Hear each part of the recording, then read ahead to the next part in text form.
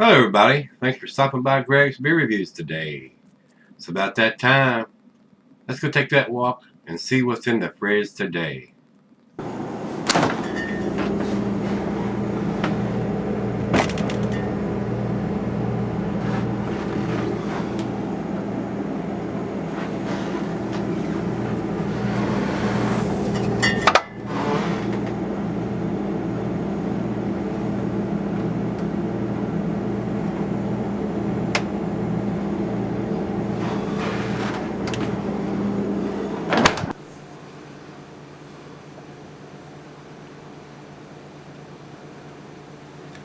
Hey everybody, welcome to Gregsbeerreviews today. Thanks so much for stopping by. I do appreciate it.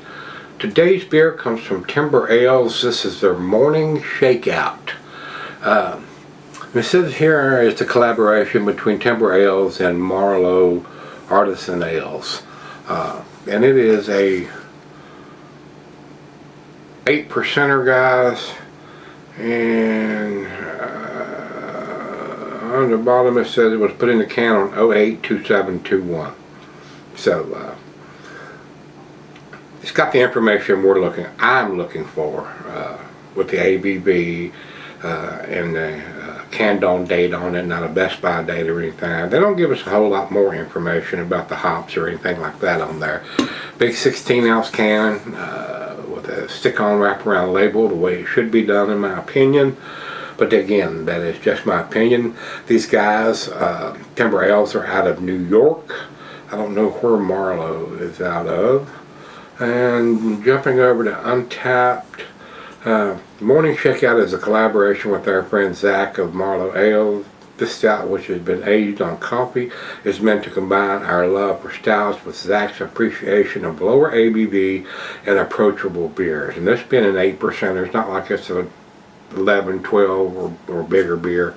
It's going to knock you on your ass if you drink it, especially being a morning stout. Hopefully if you're drinking this in the morning, you're not working that day, maybe the weekend or something. So I wouldn't recommend drinking an 8% stout than going to work. Even if you're having breakfast with it, that may present a problem. So drink responsibly, guys, and make a nice weekend breakfast stout if you so choose to do that. I don't drink beers for breakfast. Don't do it. I just don't. I'm too old for that, guys. If I did that, if I drank this in the morning, I'd probably be asleep. I'd be back into bed by 10. So I don't do that. But that's your choice. If you're a young buck, by God, go do it. Anyway. I read the commercial description here, guys. We know the ABV, we know the canned-on date, we know it's done with coffee, so I would recommend not, if you do pick this up, not to sell it for a huge amount of time. Sometimes the coffee will stay in there, but it's like hops, guys. So coffee fades over time, just like hops do on IPAs and double IPAs. So if it's too much coffee for you, you're not a coffee drinker, maybe you would want to sell this for a while. So maybe some of those coffee notes would drop off if it's intense. We're getting ready to find out whether I think it's super intense on the coffee or not, or where it ends up anyway. So without flapping my gums any longer, let's pop the top on this and get it into the glass. Hey. And it's pretty black coming out, guys. I mean, that's a very dark beer. It doesn't seem to be too overly carbonated. It's just barely pouring a little bit ahead there. So, I mean, it's just barely covering the top of the beer. This will fix that. Swirly swirl, and magically we're going to get super nice cascading effect on the head there, about a finger and a half on that pour. That's awesome looking beer right there, guys. It is pitch black. There's that zero light coming through that. A nice brown khaki colored head there. That's exactly what a stout should look like in appearance wise. Looks good to me. How about you? To the nose we go. Rich roasted malt. Not super big coffee on the nose. It's there, but it's not huge. It's not off the chain coffee. Caramel toffee, black molasses. Maybe a slight hint of some bittersweet chocolate. More roasted malt than anything else. And this may be a good one if you're into the bourbon barrel stuff or bourbon tasting stuff. Just throw you a little jigger of some nice tasty bourbon in here, and you're going to kick it up a notch or 12, and you're going to get your bourbon. So if I wasn't doing the review on this one and I had this, that would probably be an option for me. That I would take one of the bourbons I have up there behind the Utopias and throw a jigger in there, and then you're up to 9, 10, 11%er then, and you're going to taste the bourbon, you're going to taste the roasted malt, and you can do that, guys. Trust me, you can do that. I mean, you don't have to spend $20 for a can of bourbon barrel aged stout when you can get a $10 can and throw your own bourbon in there. So, I mean, I don't know how that plays out, what you're paying for bourbon, but it could work. I mean, it could work. It works for me. So, looks good. Let's dive in. Cheers.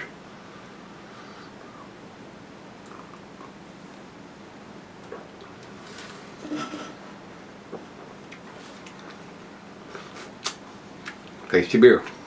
Nice roasted malt there. I mean, very, very pleasant. Coffee's very subtle. So,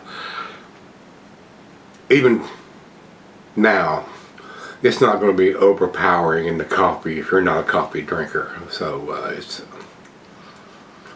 I mean, there's a lot more coffee beers out there that the coffee is more prominent than what I'm tasting on this. So I mean, I don't know how strong coffee or how much coffee that they infused when they were producing this, but the coffee's not off the chain. I mean, for somebody that drinks coffee in the morning, I don't drink it all day long, but somebody drinks coffee, I can taste it, but it's just not overpowering.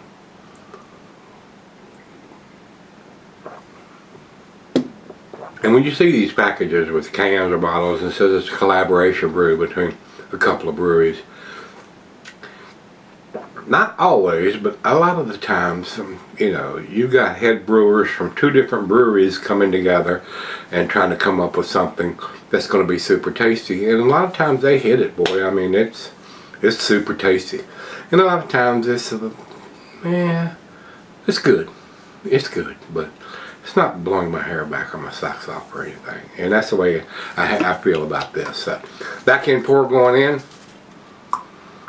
it wouldn't be into my world-class category,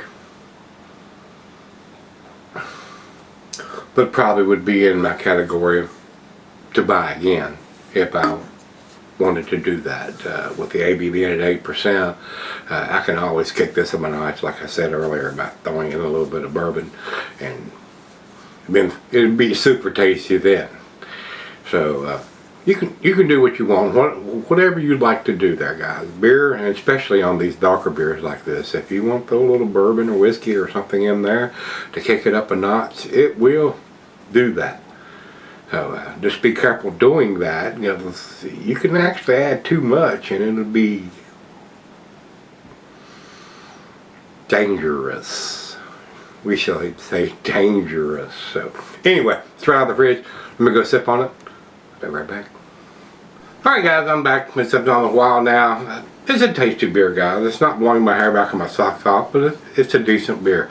For an 8%er, it's worthy of buying again. I would probably spend my money on this again. It's a tasty stout, and I can always kick it up a notch if I want some bourbon taste or anything like that in there. So, decent beer. Got the ABV on it. It's got the canned on date on it. That's what I'm looking for. Final chug. Very nice roasted malt. Pleasant beer. Final chug.